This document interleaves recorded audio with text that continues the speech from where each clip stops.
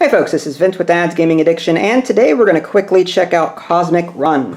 This game is appropriate for ages 14 and up, supports 1 to 4 players, and plays in about 30 minutes. Now this game can be played cooperatively or in a solo mode. I'm not going to go over those rules today just to keep the review moving, but just to give you a small taste, there are 5 different planet tracks, and meteors will be striking these planets throughout the game. Okay, these are meteor tokens, they're two-sided. If a meteor hits a planet once, then you put it on like that. If it hits twice, then flip it over to the other side. If it hits a third time, then the planet is destroyed.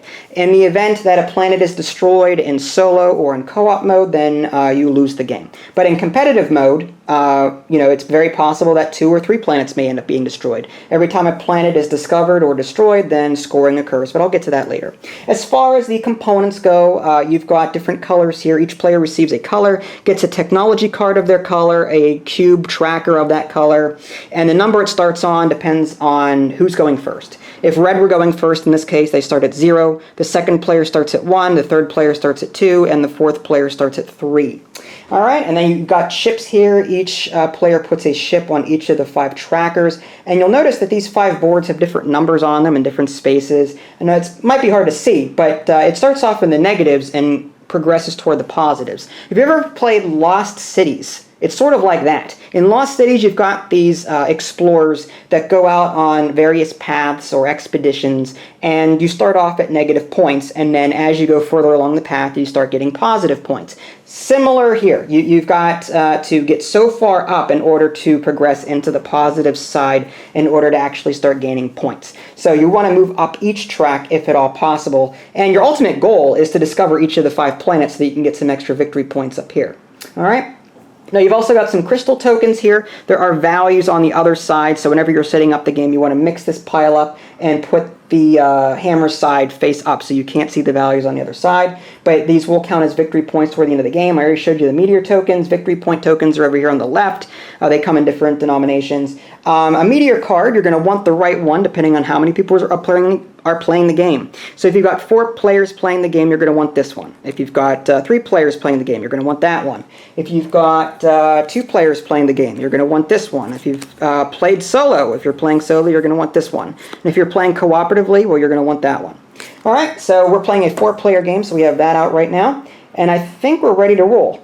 So red is the first player. Oh, the alien deck. I forgot to go over that. You're going to shuffle this deck and deal out 3 cards face up to form the pool of sorts. Players can recruit these aliens. These aliens do give you special abilities. Let's take a look at one right now.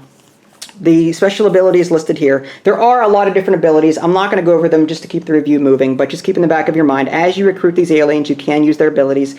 And the value here shows you how many times you can use it. So you start off at 2, and as you use the ability, you rotate the card to the 1, and then if you use it again on your same turn, then you rotate it to 0, showing you have 0 uses left. Some cards can only be used once, others can be used 3 times, in fact. So you have to pay attention to the numbers listed here. Alright, so let's go ahead and show you what a typical round might look like. And again, I'm not going to go over all the rules, but I'll give you a brief overview so you can see how the game is played. So the first step is a meteor strike. You're going to roll dice and then check the red dice for a meteor strike. So you're going to go ahead and take all of the dice and roll them. Alright, and what you're going to do is you're going to sum the red dice together and see if it meets the value listed on the meteor card. In this case, if both dice are greater than or equal to 9, if the sum of both dice are greater than or equal to 9, then a meteor will strike whatever the blue planet happens to be rolled. In this case, the 3 was rolled on the blue die. So that means if a meteor strike were to occur, it would occur on the 3rd planet. If you happen to roll a 6, or a planet that's already been destroyed, then no meteor strike occurs, even if it calls for it. Had this been a 12, for example, and I had rolled a 2, but the 2 planet was already destroyed, then no meteor strike would occur. All right, so you're going to first check for that. If you happen to roll a straight, whenever you roll these dice, meaning 1, 2, 3, 4, 5, 6, then you get a crystal token for free as sort of like a special perk or bonus, whatever. All right. If a planet is stricken 3 times, meaning if a meteor hits it once, and then hits it twice, and then hits it a 3rd time, it's flipped over to the other side and scoring occurs. I'll get into scoring later, but that's the gist of that. All right, and then step 2, assign dice. Now you must assign at least 1 die per roll. You can re-roll these dice, but you have to assign at least 1 per roll. So you're going to keep on rolling until dice are assigned. In this case, you're going to go ahead and take a look at these dice and see what you want to do. Now your main objective, like I said, is to try and get your ships up these tracks in order to get as far as you can. But each track requires something different. This one requires a die with a value pip of 1, and then this requires 2 of a kind, 3 of a kind, 4 of a kind, 5 of a kind, okay? So we could put the 1s here if we wanted to, and each time you fulfill that requirement, the ship will move up 1 space. So I could do that. And actually, this roll's actually pretty good. I could assign these 2s here and these 4s here. That's 2 of a kind and 2 of a kind, and my ship here would move up twice as well. But let's say I didn't roll that. Let's say I rolled a 3 and a 5, and this is just for example purposes, a 6 and a 3. Okay. So I could say, you know, the 3s might be good, but let's see if I can get something better. I assigned at least 1 die this turn. I assigned 2 1s over here. So I can take these and roll them again. All right, I got more 5s. And let's say that I signed, I don't know. Let's say I signed these 5s here. Okay, then I'm going to roll these 2 again. See if I can get another pair, 1 and 2. Okay, so that didn't work very well for me. I could put the 1 over here, assign it there, and this 2. Now, again, you can assign dice to here. You can assign them up here to these alien cards. The die listed here shows you what you need to assign to it in order to get it. You can have up to 5 face-up aliens in front of you. If you get a 6, you have to discard down to 5 again. But any that you can't buy here, or if you can't assign any dice here, you can put it on your technology card no matter what the number is, and then you can move it up that many spaces during the action phase, which I'll get to. By the way, the colors only matter, the red and blue only matter during the first phase, the meteor phase. Other than that, they serve as regular dice, so they have no special powers after that. All right, so after the assign dice phase, you're going to perform actions. You're going to move up tracks, take alien cards, and or move up technology card as required by dice. So let's just go ahead and do that now. There's 3 1s here, so we can go 1, 2, 3. I'm on the positive 1 space now, so if this were to score right now, I get 1 victory point for that. There's a pair here, which allows me to move up by 1, so I move from -8 to -2. There's nothing here, nothing here, nothing here, no aliens. You've got a die over here, so this moves up by 1. Now you can use technology in this game, and each technology allows you to do something different. Again, I'm not going to go over specifics in order to keep the review moving, but you can basically play any technology that your cube is on or below it. So basically, if my cube were on the 3, I could play the technology that's on the 3, or the 2, or the 1. Regardless of which one I play, it has to reset to 0 after I use it. So keep that in the back of your mind as you're doing that. All right, so this goes up by 1 because I assigned that here. And then after that, ending a turn. Check for game-ending conditions, which is all planets are destroyed or discovered. Again, meteors will hit these planets. If all of them are destroyed, or players will be discovering these planets by moving their ship all the way up the track and getting to that planet, that means it's discovered and it's okay, it's safe. Players get that many victory points. Or a combination of planets being destroyed or all planets being discovered, the game would end that way. If all aliens are recruited, meaning all the aliens from this deck are recruited, or if all crystal tokens over here are taken, then the game will end. If the game hasn't ended, then you'll pass the dice to the next player, and gameplay will continue. Interim scoring. Score if a planet is discovered or destroyed. So basically, let's say that red was here, yellow was here, and these 2 hadn't moved. If let's say that this planet was really unlucky and got hit 3 times by a meteor and was flipped over to the other side, we would go ahead and score this as it were right now. Red would get 5 points and get a 5 victory point token. Yellow would get a 1 victory point token for being here, and then you actually lose 10 victory points. If you don't have any victory points or you don't have enough victory points to pay that cost, then you end up skipping your next turn. But let's say that red and both blue and green had, like, say, 30 victory points each. Then they would lose 10 of those victory points. You'd have to pay that.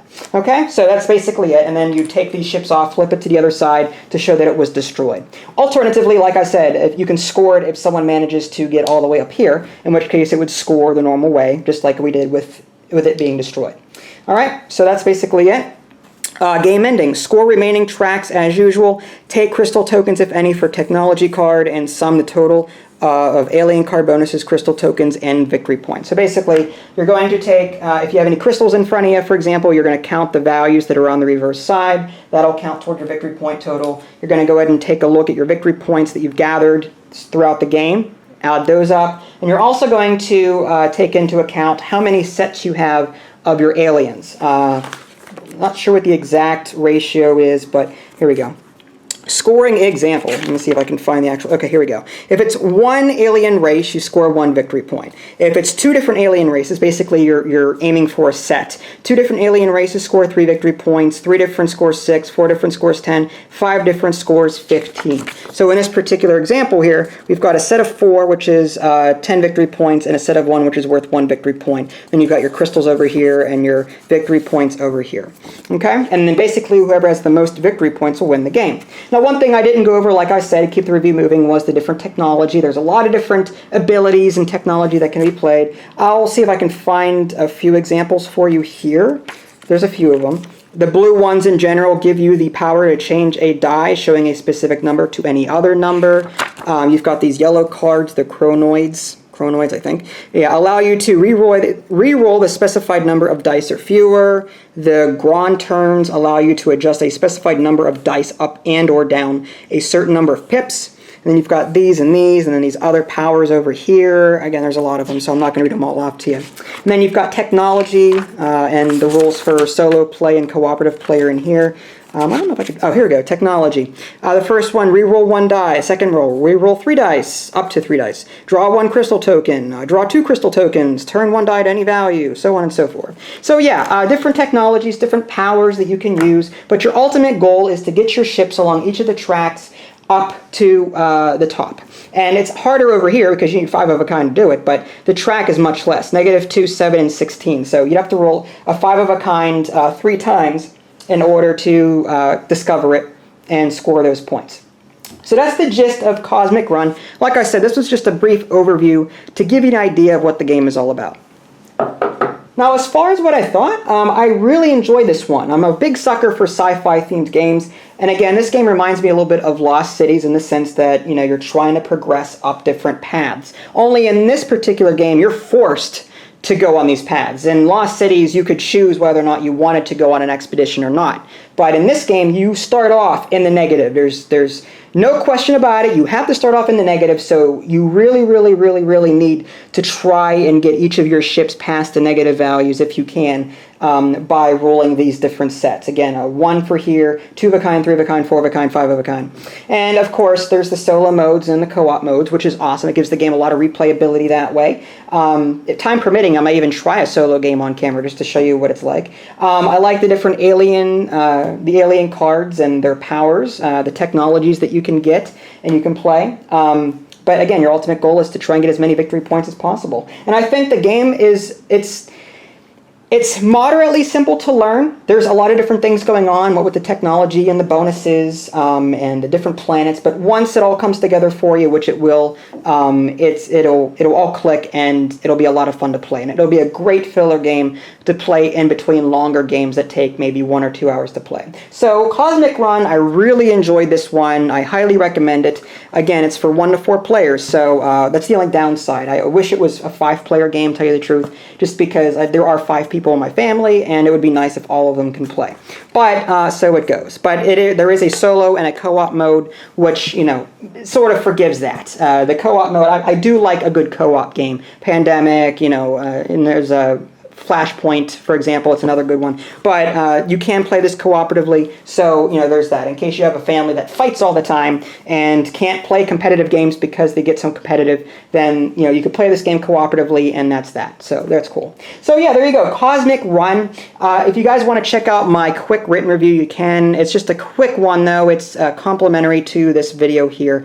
It's on my official website, www.dadsgamingaddiction.com. If you haven't already, subscribe to my YouTube channel. That way you can keep up to date with any new content I happen to publish. This is Vince. Thanks for watching, and I'll catch you next time.